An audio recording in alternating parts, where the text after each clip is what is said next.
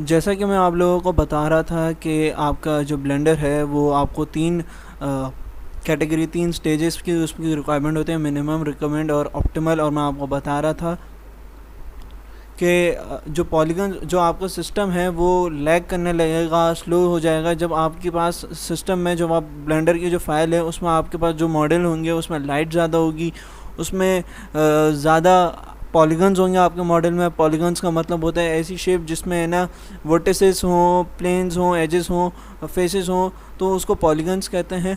लेकिन अब ये सारी जो चीज़ें हैं ये हमें वक्तन फ़वक्तन पता चलेंगी कौन सी होती हैं। अब हम क्या करते हैं कि हम लोग है ना ब्लेंडर के अलावा भी जो सॉफ्टवेयर होते हैं ना हम उनको सर्च कर लेते हैं, गूगल पे जाके लिख लेते हैं कि 3D एनिमेशन सॉफ्टवेयर कौन कौन से हैं। तो उसमें आपको सामने नज़र आ रहा है माया है। माया एक बहुत ही अच्छा सॉफ्टवेयर है, लेकिन ये पेड सॉफ्टवेयर है। लेकिन क्योंकि ये पेड है तो इसमें बहुत सारी चीज़ें हैं, बहुत सारे फीचर्स हैं जो अच्छे हैं और आपको ब्लेंडर से ज़्यादा कन्वीनियंटली आप इसको यूज़ कर सकते हैं। लेकिन आपको ये ख़रीदना पड़ता है और आपको ये ना इसको परचेज़ करना पड़ता है। लेकिन इसके अलावा भी अगर आप इसको क्रैच सॉफ्टवेयर डाउनलोड करना चाहें तो आप वो कर सकते हैं। तो अभी हम यहाँ देख रहे हैं कि है ना एनिमेशन सॉफ्टवेयर कौन कौन से अच्छे होते हैं। तो उसमें सबसे पहले जो अभी नाम आपके सामने नज़र आ रहा है वो ब्लेंडर है। यही एक ब्लेंडर की खासियत है कि ये एक ओपन सोर्स सॉफ्टवेयर होने के साथ साथ बहुत ही मेजरली यूज सॉफ्टवेयर है, क्योंकि ये एक तो इसका फ्री में है और आप इसको आराम से डाउनलोड कर सकते हो। इसकी स्पेस भी इतनी नहीं है, आपके सिस्टम पे रन भी अच्छे से कर लेती है।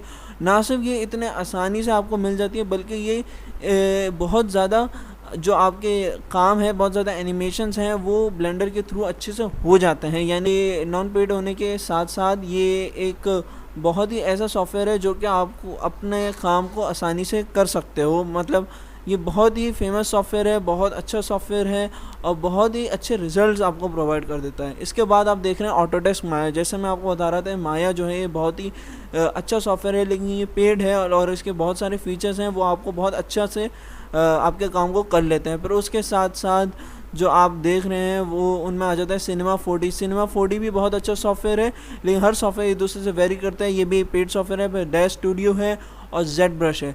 जेड ब्रश जो है वो मैं आपको बता देता हूँ, वो ऐसा सॉफ्टवेयर है जैसे कि आपको मैंने बताया था कि मुजस्मे होते हैं, लोग स्कल्प्ट करते हैं, मुजस्मा साज होते हैं। उसी तरीके से क्या होता है कि ना लोग कैरेक्टर्स कह लें या स्टैचूज़ वगैरह ये सारी जो चीज़ें हैं अब ये डिजिटली बनाते हैं। तो जेड ब्रश ऐसा सॉफ्टवेयर है जो कि है ही मॉडलिंग के लिए, है ही के लिए होता है। स्कल्पटिंग का मतलब आपको मैंने बताया था कि क्या होता है। तो ये बेस ही स्कल्पटिंग पे है और ये बहुत अच्छे से स्कल्प करता है। इसके फीचर है ही पेड अपने स्कल्पटिंग वाले चीज़ों के लिए, और आप इससे क्या कर सकते हो कि इस पर चीज़ें स्कल्प भी कर सकते हो और उनको 3D प्रिंटर आपके पास अगर है तो आप उसको प्रिंट भी करा सकते हो। मतलब आप उसको 3D प्रिंट करा सकते हो और आप उसको भेज भी सकते हो। जब आप ब्लेंडर की फ़ाइल को डाउनलोड कर लेते हो और आप इसको इंस्टॉल कर लेते हो तो आपके पास शॉर्टकट बना आ जाता है आपके डेस्कटॉप पे। तो आप अभी हम उसको ओपन कर लेते हैं। तो आप देखा कि बहुत आसानी से ये मेरे पास ओपन हो गया। अगर मेरे पास लैपटॉप पे भी मैं ओपन करता तो ये हो जाता। मैं अभी पीसी पे हूँ, लेकिन अगर आपके पास आपके पीसी में या आपके जो लैपटॉप है उसमें अगर आपके पास ग्राफिक कार्ड नहीं होगा तो ये ओपन नहीं होगा। Graphic card is necessary for Blender to run. लेकिन कुछ ऐसी जुगाड़ें हैं जो कि आपको यूट्यूब पे या नेट पे मिल जाती हैं कि आपको विदाउट ग्राफिक्स कार्ड आप अपना ब्लेंडर ओपन कर सकते हो। लेकिन टू बी ऑनेस्ट वो एक यूज़लेस सी बातें हैं, क्योंकि आप जब काम करोगे, रेंडर करोगे, चीज़ें देखोगे, इसमें इंटरेस्ट आपका जागेगा तो आपको देखोगे कि आपके पास एक ग्राफिक कार्ड होना ज़रूरी है ताकि आपका जो काम है वो आसान हो सके, आपका काम अच्छा लग सके। और आप क्योंकि आपके पास छोटा ही क्यों ना कार्ड हो, एक जैसे मेरे पास 4 GB का ग्राफिक कार्ड है, आपके पास कोई 1 GB का ग्राफिक कार्ड है, या फिर जैसे लैपटॉप्स में बिल्ट इन ग्राफिक कार्ड होते हैं, चाहे उनकी हैंडलिंग कैपेसिटी कम हो, चाहे उनका मेमोरीज कम हो, लेकिन वो एक बहुत होते हैं, इसलिए मैं ब्लेंडर आपका रन कर जाता है और वो आपको आपके सिस्टम को आपके सॉफ्टवेयर से कंपैटिबल हो जाता है। और आपको रेंडरिंग का मतलब होता है कि आप अपने 3D व्यू पोर्ट की जो आपकी चीज़ है उसको आप फ्रेम सेट करके उसको एक 2D इमेज में या 2D वीडियो में आप उसको रेंडर करते हो, तो वो रेंडर का मतलब होता है। लेकिन ये सारी चीज़ें आपके लिए बहुत ज़्यादा इम्पॉर्टेंट है। अब मैं क्या करता हूँ कि मैं अब इस से बाहर आ जाता हूँ और अपने इस ब्लेंडर को दोबारा से ओपन करता हूँ। ठीक है, तो अभी मैंने क्या किया, मैंने अपने ब्लेंडर को ओपन कर लिया और मैंने जब आपने ओपन किया तो मैंने आपको बताया कि मेरे पास, आपने देखा कि जर्नल आपके पास नज़र आ रहा है, आपके पास 2D animation, sculpting, VFX, video editing नज़र आ रहे हैं। मैं वर्जन बता देता हूँ, मैं 2.83 वर्जन यूज़ कर रहा हूँ। 2.83 वर्जन यूज़ करने की जो वजह है वो मैं आपको आगे बताऊँगा, मैंने आपको बताई भी है।